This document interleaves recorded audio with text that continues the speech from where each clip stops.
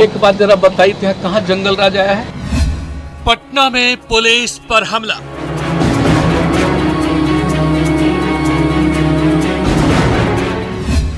Police को दौड़ा दौड़ा कर पीटा।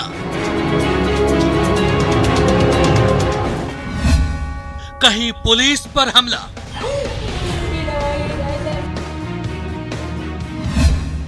कहीं चाकू मारकर हत्या, कहीं पीट पीट कर हत्या, कहीं बेखौफ शराब माफिया। विपक्ष का सरकार पर वार। सरकार का विपक्ष पर पलटवार। जंगल राज चल रहा है, जनता राज चल रहा है, समझ गए ना? बिहार में जंगल राज या जनता का राज?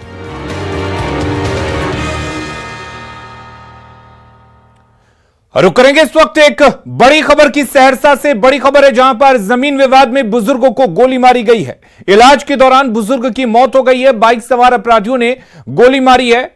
खजूर देवा कोशी बांध की यह घटना बताई जा रही है, जहां पर एक बुजुर्ग को गोली मारी गई है। बाइक सवार अपराधियों ने इस घटना को अंजाम दिया है और इलाज के दौरान बुजुर्ग की मौत हो गई है। तो जमीन विवाद में बुजुर्ग को गोली मारी गई है और बाइक सवार अपराधी आते हैं और गोली मारकर एक बुजुर्ग को चले जाते हैं। इलाज के लिए जब अस्पताल ले जाया जाता है तो इलाज के दौरान बुजुर्ग की मौत हो जाती है। एक व्यक्ति को अज्ञात मोटरसाइकिल सवार द्वारा गोली मार दिया गया, जिसको इलाज में हॉस्पिटल भेजा गया था, जिसको इलाज क्रम में मृत्यु हो गया था। उसी को हम पोस्टमार्टम कराने के लिए आए हैं।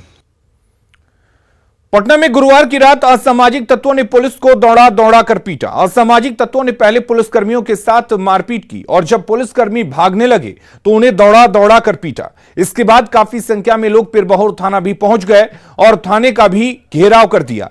हमले में एक पुलिस कांस्टेबल समेत 3 लोग घायल हो गए हैं। कांस्टेबल की हालत गंभीर है, जिसे पीएमसीएच में भर्ती कराया गया है।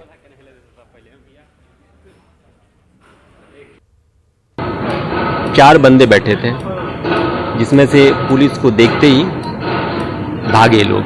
चारों भागे तो पुलिस टीम ने खदेड़ कर उसमें से 2 बंदे को पकड़ लिया और लेकर थाना की तरफ मूव कर रही थी टीम।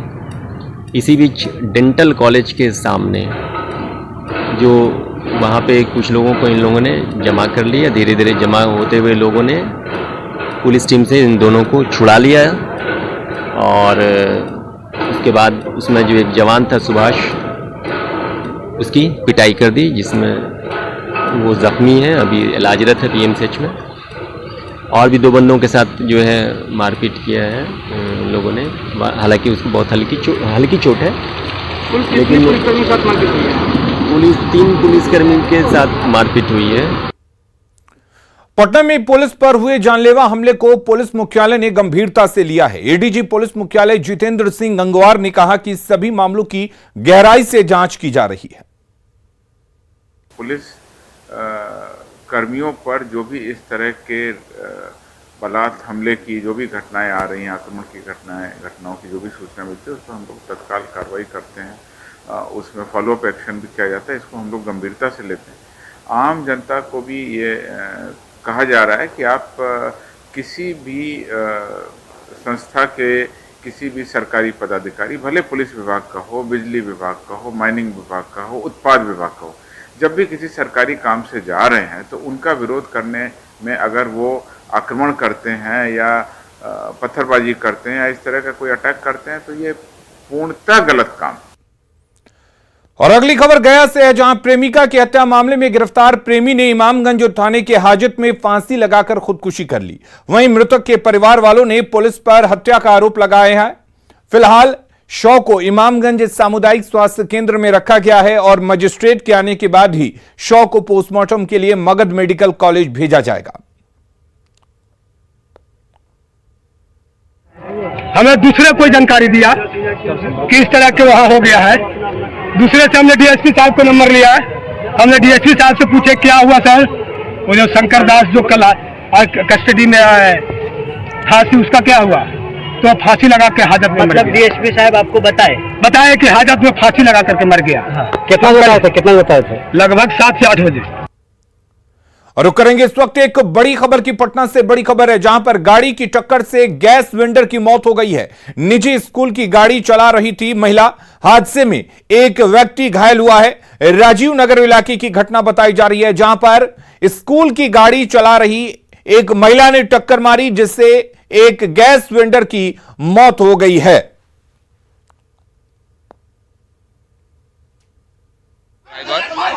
और एक महिला सीख रही थी, वही ड्राइव का गैस का काम करते हैं। हाँ? गैस का कहाँ पर? कहाँ के रहने वाले हैं? कहाँ के रहने वाले हैं वो? राजीव नगर। हाँ? रोड नंबर 15 में। ऐसे कहाँ के रहने वाले हैं? सीतामढ़ी। यहाँ परिवार के साथ रहते हैं वो? कैसे हुआ था ये घटना, कुछ जानकारी मिला है आपको? अभी तो हम अभी हाईवे किए हैं। हाँ, तो क्या पता चला आपको? यही वहीं बोला है मुझसे, जैसे धक्का लग गया है, जाइए ठेला लेकर, हम आए हैं। डिप्टी सीएम सह भोजपुर जिला प्रभारी मंत्री तेजस्वी यादव आज भोजपुर दौरे पर हैं। डिप्टी सीएम तेजस्वी यादव का आरा सर्किट हाउस में पार्टी कार्यकर्ताओं ने भव्य स्वागत किया। यहां बड़ी संख्या में शिक्षक अभ्यर्थी सर्किट हाउस के बाहर खड़े थे, जिन्होंने तेजस्वी यादव के बाहर निकलते ही उनकी गाड़ी को रोक लिया और प्रदर्शन किया। अभ्यर्थियों ने डिप्टी सीएम तेजस्वी यादव से जल्द शिक्षक बहाली की मांग की। हालांकि शिक्षक अभ्यर्थी डिप्टी सीएम से मिलने में सफल नहीं हो सके, जिसके कारण वो गुस्से में दिखे। सर्किट हाउस से निकलने के बाद डिप्टी सीएम तेजस्वी यादव जिला समरणालय की समीक्षा बैठक में शामिल होने के लिए रवाना हो गए।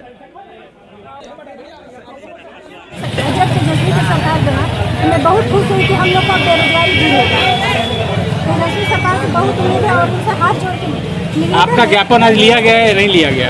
आप लोग ज्ञापन हम लोग को बाहर ही नहीं दिया गया, अंदर जाने नहीं दिया गया। 1000 बार दे चुके हैं। आज क्या हुआ है? आज आप लोग क्या उम्मीद लेकर के आई थी यहाँ पर? आज उम्मीद लेकर के आए थे कि हम लोग तेजस्वी सरकार से नहीं मिल रहे हैं। हम लोग को प्रशासन अंदर जाने से रोक दिया। दिल्ली के आजाद मार्केट के शीश महल में बन रही एक बिल्डिंग गिरने से बड़ा हादसा हो गया। बिल्डिंग के मलबे में कई लोगों के दबे होने की आशंका है। वहीं अब तक 5 लोगों को निकाला जा चुका है। मलबे में कई अन्य मजदूरों के दबे होने की आशंका है। राहत और बचाव के लिए दमकल और प्रशासन की टीम मौके पर है। 2 मजदूर घायल बताए जा रहे हैं। जानकारी के मुताबिक हादसे के वक्त बिल्डिंग में 7-8 मजदूर मौजूद थे। हादसा सुबह 8 बजे हुआ है। ऐसे में बताया जा रहा है कि इस दौरान कुछ स्कूली बच्चे भी यहां से गुजर रहे थे। एक चश्मदीद का कहना है कि कुछ बच्चे भी मलबे में दबे हो सकते हैं। अभी जो स्थिति है, रेस्क्यू कार्य चल रहा है। जो सूचना मिली है 6 से 7 लेबर के आदमी इसके अंदर फंसे होने की संभावना है। जो 5 आदमी इंजर्ड थे उनको हिंदूराव हॉस्पिटल भेज दिया गया है। उनके इंजरी हुई थी जो रास्ते में थे। तो अभी 6-7 लोगों के फंसे होने की आशंका सर, जैसा इन्होंने बताया जो लेबर यहाँ पे काम कर रही थी। इसकी 4th फ्लोर बन चुकी थी बिल्डिंग, उसके ऊपर चढ़ा रही थी, तभी ये हादसा हुआ है। बिहार डाक परिमंडल अब उन इलाकों में डाकघर की सेवा शुरू करने जा रहा है जहां बैंकिंग सुविधाएं मौजूद नहीं हैं या जहां बैंकिंग सुविधाओं के लिए लोगों को दूर तक जाना पड़ता है। ऐसे 100 से अधिक डाकघर उन सुदूर ग्रामीण इलाकों में लगाए जाएंगे, जिससे कि जो ग्रामीण इलाकों के लोग हैं उनको बैंकिंग सेवा मिल सके। साथ ही जल्द डाक विभाग की रिक्तियों को भी भरा जाएगा। वरीय पदाधिकारी और सरकार के स्तर पे जो वरीय मंत्री हैं और हमारे जो आला अफसर है, वो सभी लोग लगे हुए हैं नए डाकघर खोलने के साथ साथ डाकघर को जो भी रिक्त पदों को भरे जाना है और इसको और सुदृढ़ बनाने, मजबूत बनाने के लिए, ताकि लोगों को सुविधाओं में कोई दिक्कत ना हो। साथ ही साथ पूरा जो डाकघर की सेवाएं हैं वो डिजिटल रूप में कन्वर्ट की जा रही है। गणपति बप्पा की आज 10 दिनों बाद अनंत चतुर्दशी के मौके पर विदाई हो रही है। देश भर में लोग गणपति बप्पा अगले बरस तू जल्दी आना की उम्मीद के साथ आज विदा कर रहे हैं। मुंबई में लाल बाग के राजा की विदाई बड़ी धूमधाम से ढोल नगाड़ों के साथ हुई।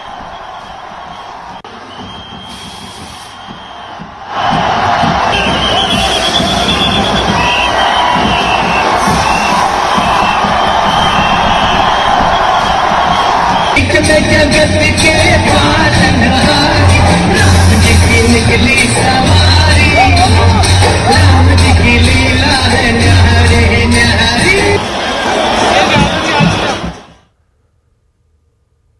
और महाराष्ट्र के पुणे में गणेश उत्सव के समापन कार्यक्रम के दौरान श्रद्धालुओं ने भगवान गणपति प्रतिमा के विसर्जन में उल्लास के साथ हिस्सा लिया। इस दौरान काफी संख्या में श्रद्धालु बप्पा को विदाई देने पहुंचे।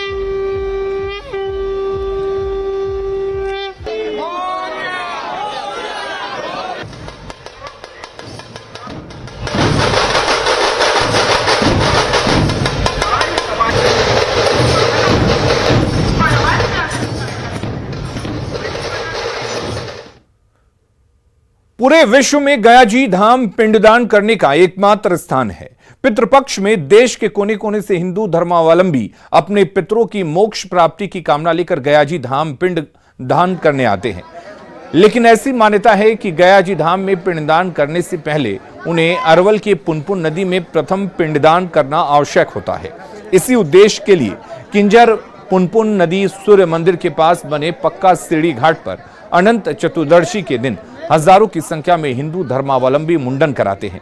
आज पहले दिन किंजर पुनपुन नदी घाट पर काफी भीड़ भाड़ दिखी और अफरा तफरी का माहौल रहा।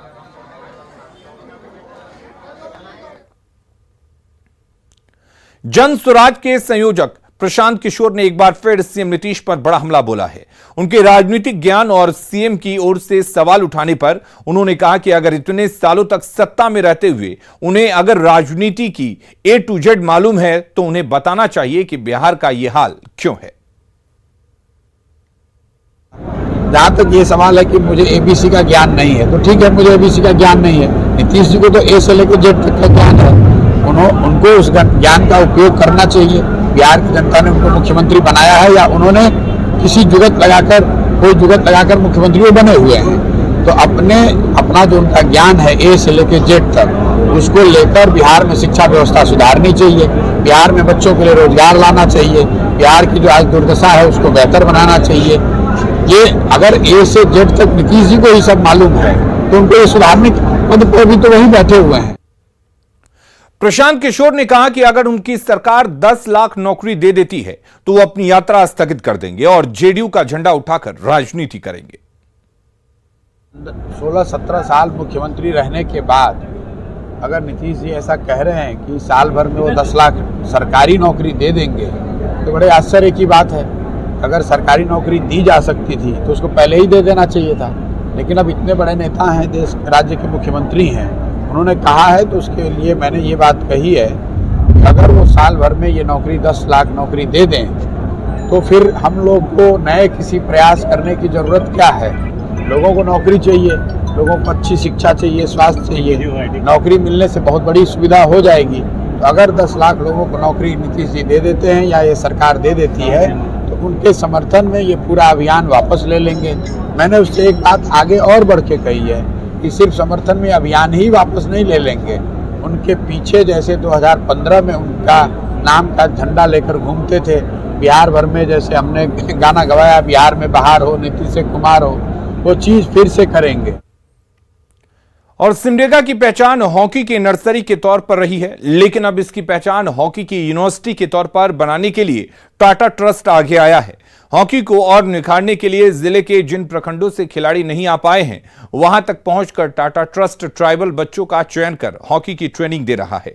टाटा ट्रस्ट के कोच इंचार्ज ने बताया कि टाटा ट्रस्ट का मुख्य उद्देश्य है गरीब बच्चों को आगे लाकर एक सफल हॉकी खिलाड़ी बनाना। इसी के तहत सिमडेगा के कोलेबिरा, जलडेगा, बानो प्रखंड से ट्राइबल बच्चों का चयन करते हुए उन्हें हॉकी की ट्रेनिंग दी जा रही।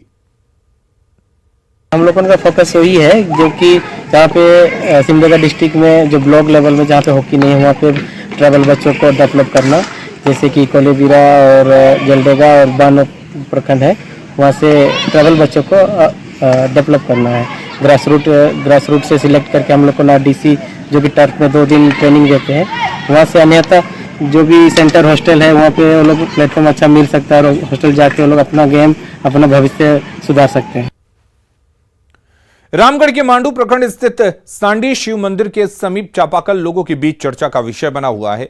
इस चापाकल से पूरे साल अपने आप पानी गिरते रहता है। मंदिर के पास चापाकल से अपने आप पानी गिरने की घटना को श्रद्धालु दैवीय चमत्कार मानते हैं और चापाकल के पानी से अपनी प्यास बुझाते हैं। हालांकि न्यूज़ 18 लोगों से अंधविश्वास से दूर रहने की अपील करता है।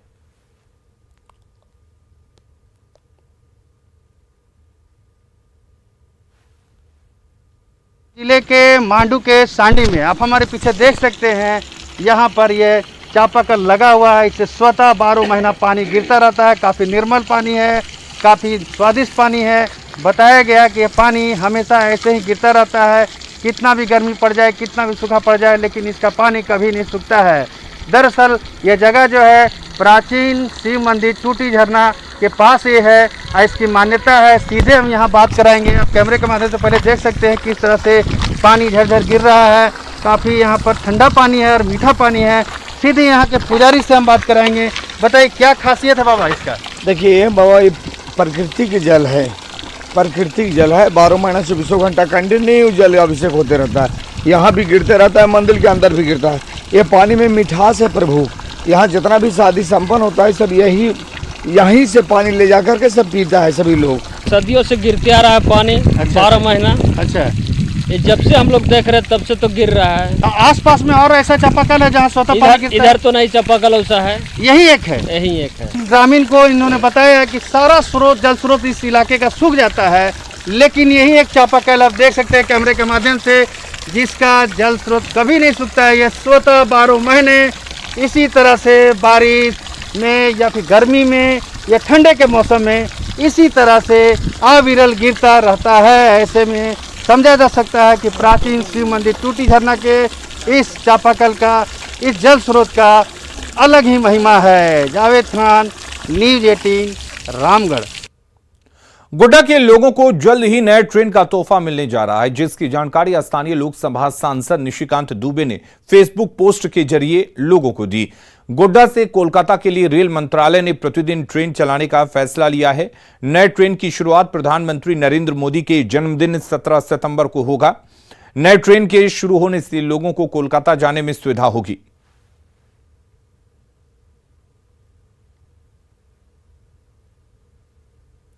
रांची के कांटा टोली में फ्लाईओवर का निर्माण कार्य गति पकड़ते ही यातायात में बदलाव कर दिया गया है। पहले चरण में ऑटो और ई रिक्शा के रूट को डायवर्ट कर दिया गया है। हालांकि इस आदेश का कोई असर देखने को नहीं मिल रहा है।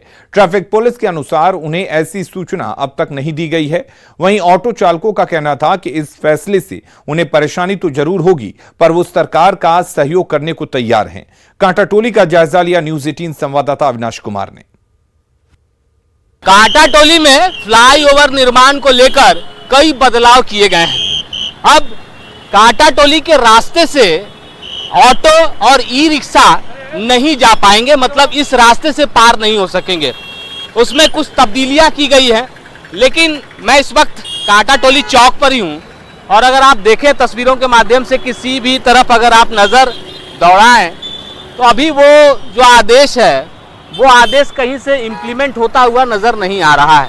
चाहे आप किसी भी रास्ते की तरफ नज़र फेर लें, फिलहाल जो जानकारी दी जा रही है, जो यहाँ ट्रैफिक के जवान हैं उनको जो सूचना अब तक नहीं पहुँची है, उसके आधार पर भी अगर हम बात करें, उनका कहना है कि किसी भी तरह की कोई जानकारी नहीं दी गई है। अगले 2 साल तक यहाँ ये निर्माण होना है और उसके बाद ये देखना होगा कि क्या कुछ है। भाई ये कुछ तब्दीली हो रहा है, आप लोग को जानकारी दिया है? लोग नहीं, जानकारी तो नहीं दिया था। कह रहा लोग किस रास्ते से होकर नहीं जाना है। पूरा ये तो जाम पूरा लग रहा है सर, यहाँ पर जाम लग रहा है। ये कह रहे हैं कि जाम लग रहा है इसलिए इस रास्ते से होकर नहीं जाना है। ये रास्ता से ऑटो चलेगा अब तो मना कर दिया गया है। कौन सा सर? इस रास्ते से। अब देखिए क्या होता है, पता नहीं अब सरकार क्या करती है हम लोग के लिए। आप लोग सहयोग कीजिएगा कि नहीं? एकदम सहयोग है हम लोग को तो सर, परेशानी बहुत है, क्या करें। कह रहे हैं कि परेशानी तो बहुत है लेकिन सहयोग भी करेंगे। लेकिन अभी फिलहाल अगर आप देखें जिस तरह से फ्लाईओवर का निर्माण हो रहा है और लगातार काम तेजी के साथ आगे बढ़ना है, तकरीबन 224 करोड़ रुपए इस फ्लाईओवर के निर्माण में खर्च होना है। 2 साल का वक्त लगेगा, लेकिन इस दौरान जो जाम की स्थिति है, उस जाम की स्थिति से निपटने के लिए ही ये चीजें की गई हैं। कोई निर्णय आया है कि नहीं अभी तक आप लोग को ऑटो और ई रिक्शा को लेकर? नहीं, अभी हमको रूट डाइवर्ट करने के लिए अभी हमको तो नहीं बोला गया है। अब हम लोग अपना स्कूल का ड्यूटी है, सुबह का स्कूल का ड्यूटी हम लोग कर रहे हैं। हाँ, देखिए कह रहे हैं कि हम लोगों को कोई सूचना नहीं है। मैंने पहले भी कहा कि अभी तक फिलहाल जो यहाँ ट्रैफिक के जवान हैं उनको कोई सूचना नहीं मिली है। वैसे भी स्कूल बसों को नहीं रोकना है, क्योंकि इस रास्ते में बहुत सारे ऐसे स्टॉपेज हैं जहां से बच्चे चढ़ते हैं, स्कूल तक जाते हैं। सिर्फ और सिर्फ जो अभी निर्णय लिया गया है उसके मुताबिक जो ऑटो हैं और ई रिक्शा है वो इस रास्ते से होकर अब नहीं गुजर सकेंगे। न्यूज़ 18 के लिए रांची से अविनाश कुमार। सीमांचल में तेजी से बढ़ती जनसंख्या को लेकर बीजेपी विधायक हरिभूषण ठाकुर ने एक बार फिर सवाल उठाए हैं। उन्होंने कहा कि आखिर किशनगंज, अररिया जैसे सीमावर्ती जिलों में प्रजनन दर सबसे अधिक क्यों है। ये तो नीतीश जी से पूछिए कि आखिर किशनगंज में, अररिया में, सीमावर्ती जिलों में क्यों प्रजनन दर सबसे अधिक है दुनिया में। और हम हिंदू मुस्लिम करते हैं जाकर के, हम तो कहते हैं कि आयोग बैठे, किस तरह जहां 60% 70% मुस्लिम की आबादी हो गई है वहां के हिंदू कैसे रहते हैं, चाहे पिछड़ा हो, अति पिछड़ा हो, दलित हो, महादलित हो, उनका जीने का अधिकार नहीं है, उनको कोई धार्मिक अधिकार नहीं है,